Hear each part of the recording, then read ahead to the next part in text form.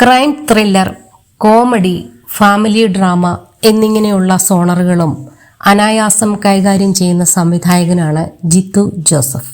ഒരേ സമയം തന്നെ എഴുത്തുകാരനായും സംവിധായകനായും അദ്ദേഹം തിളങ്ങിയിട്ടുണ്ട്. ദൃശ്യം, memories, mummy and me, my boss, നേർ തുടങ്ങിയ സിനിമകളിലൂടെ ജിത്തു ജോസഫ് തന്റെ പ്രതിഭ തെളിയിച്ചിട്ടുണ്ട്. തന്നോട് ആരെങ്കിലും എന്തെങ്കിലും ചെയ്യരുതെന്ന് പറഞ്ഞാൽ അത് തന്നെ ചെയ്യും.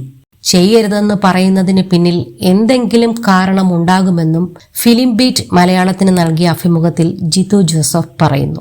ആശാ ശരത്തിനെയും സതീഷ് കുമാറിനെയും അങ്ങനെ തന്റെ സിനിമയുടെ ഭാഗമാക്കിയതാണെന്നും അദ്ദേഹം കൂട്ടിച്ചേർത്തു. എനിക്കൊരു സ്വഭാവമുണ്ട്, ആരെങ്കിലും എന്തെങ്കിലും ചെയ്യരുതെന്ന് പറഞ്ഞാൽ അത് തന്നെ ചെയ്യും.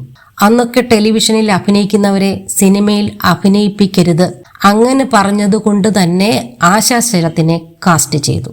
അതുപോലെ എൻ്റെ ഒരു പടത്തിൽ പുതിയൊരു ആർട്ട് ഡയറക്ടറെ വിളിക്കാൻ പോയപ്പോൾ കുറച്ചാളുകൾ എൻ്റെ അടുത്ത് വന്ന് അവനെ വെക്കരുതെന്ന് പറഞ്ഞു.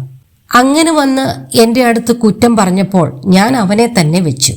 അയാൾക്കൊരു ക്വാളിറ്റി ഉണ്ടാകും, അതുകൊണ്ടായിരിക്കും ആളുകൾക്ക് ഇഷ്ടപ്പെടാതെ വരുന്നത്. പിന്നെ അയാളുടെ കൂടെ തന്നെ 2-3 സിനിമ ഞാൻ ചെയ്തു. പിന്നെ ഒരാൾ വന്നിട്ട് പറഞ്ഞു സതീഷ് കുറുപ്പ് ഒരു അൺലക്കി ക്യാമറാമാൻ ആണെന്ന്. ആദിയുടെ ഛായാഗ്രഹകൻ അദ്ദേഹമായിരുന്നു, ജിത്തു ജോസഫ് പറയുന്നു. എല്ലാം ചിന്തിക്കാനും പ്രവർത്തിക്കാനുമുള്ള കാരണവും ജിത്തു ജോസഫ് വിശദീകരിക്കുന്നു.